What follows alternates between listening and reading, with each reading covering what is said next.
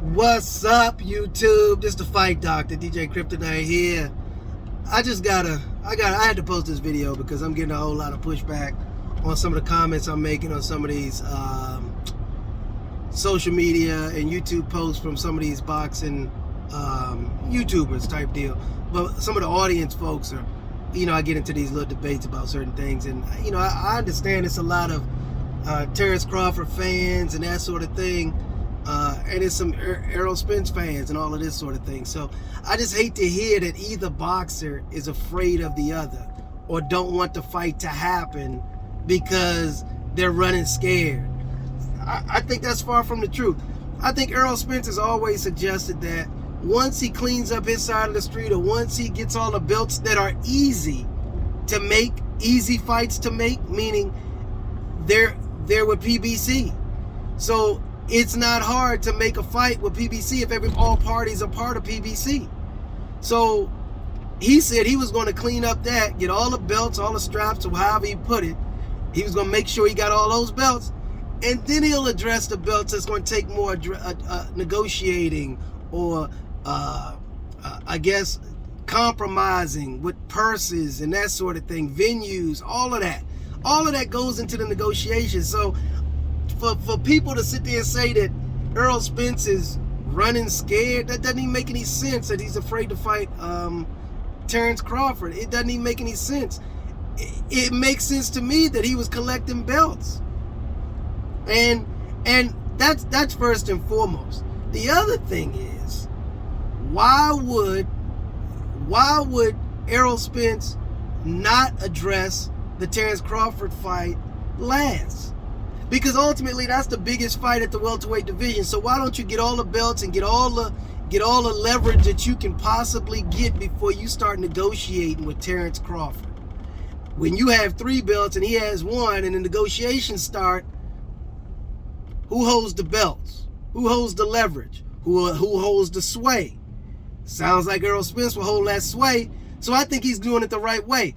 And I'm sure Al Heyman then told this dude, make sure if you're going to do that, clean up all the belts first. That way, when you start negotiating with somebody that's not under our promotional banner, you got more leverage to negotiate. And that's what he's doing. So it just makes no sense. And all the Terrance Crawford fans who sit there and say, yeah, Terrance Crawford is the man, he's that, the most talented. He may be. I'm not denying that. He may be the pound for pound best in the world. He may be the best welterweight. I don't know. His resume doesn't show that, for one. He was great at 140. He cleaned up that weight class, but 147 is yet to be determined. So all of that is just fluff. It really doesn't matter what people think. That's just an opinion. All we're worrying about who has the hardware, who has the bigger names under their belt, who's put on the bigger performances at 147. All of those things, it's Errol Spence. It's not hard to figure that out. So all of these fight fans, Team Errol Spence, Team Crawford, you got to stick to the facts. And another fact, Terrance Crawford complaining, sued Bob Arum. Mistreatment, racism, all of this sort of thing. But yet and still 3 years ago, I think it was 3 years ago, 17 or 16, whatever the case may be, this guy had the audacity to re-sign with Bob Arum, and then 3 or 4 years later, 5 years later, whatever the number is, he wants to sue the guy for mistreatment, racism. So, fault Terrance Crawford for mismanaging himself. Because ultimately, you could have bowed out of dealing with Bob Arum years ago. But you decided to re-up with a guy that wasn't even promoting you properly at any given point during your stay with Top Rank.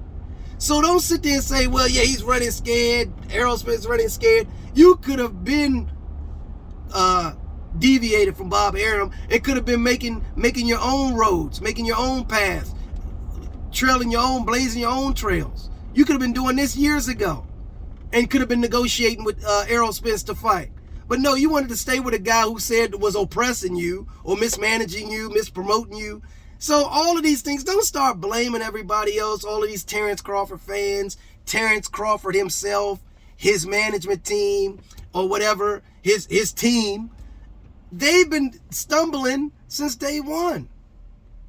Stumbling. stumbling across the box, not even the finish line, stumbling out the blocks. This is where we are. Go ahead and eat what you put on your plate. This is your doing. You've been doing this for years. And I'm not going to say Terrance Crawford can't promote himself, because a lot of people say, oh, he don't know how to promote himself and all this. He doesn't want to say anything. I'm not with that. As a boxer, if you promote with your hands, and you've been doing a great job of that, Terrance Crawford, so I'll give you that. Bud, you've been doing that since day one. It was up to Bob Arum and whomever else to promote you properly to the public, and they did not do that. And it would help if I guess you were giving interviews. It would help to put your name out there to become a household name, because you do have the talent, but you just don't have the household name recognition.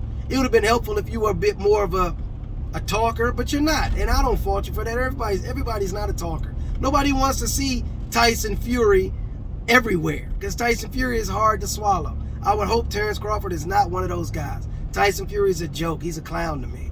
But for the most part, you got to blame yourself, Terrance, and stop saying fighters are running from you or Errol Spence is running. They don't want to fight. Dude, you had ample opportunity to leave Top Rank. You saw early on with Top Rank that it was very difficult to make fights cross-promotionally when stars were involved. You noticed that, but you decided to re-up. That was your fault. Your doing. You kind of sidetracked your career because you re-upped with ESPN and Top Rank. They weren't giving you anything. They weren't even doing anything for you. They wasn't even giving you big fights. It must have been the signing bonus or the contract. I guess the upfront money was worth it. So live with it. You made that choice. It's all good.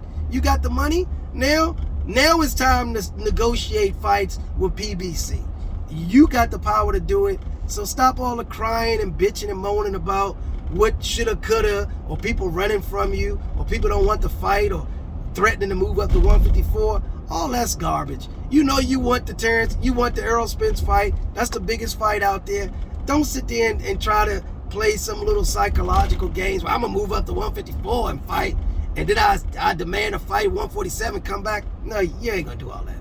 You might, because I can't say you won't, because you've been doing some mismanagement type deal for forever and a day. You've been making bad choices. So you gonna continue to make bad choices, or you gonna put yourself in a position to fight? Put yourself in a position to fight. If Errol Spence don't want to fight you, fight Keith Thurman. Why not? Fight Boots. What are you crying about not getting a shot at the guy with all the hardware? Eventually you're gonna get your shot. So what's the problem?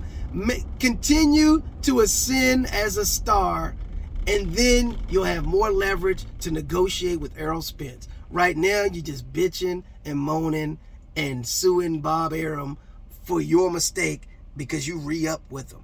That was your fault. You did that, and now you're paying for it. Now all of a sudden you're going to sue him for $10 million. Not a good look. Not a good look. Anyway, like, subscribe, comment. DJ Kryptonite out. Deuces.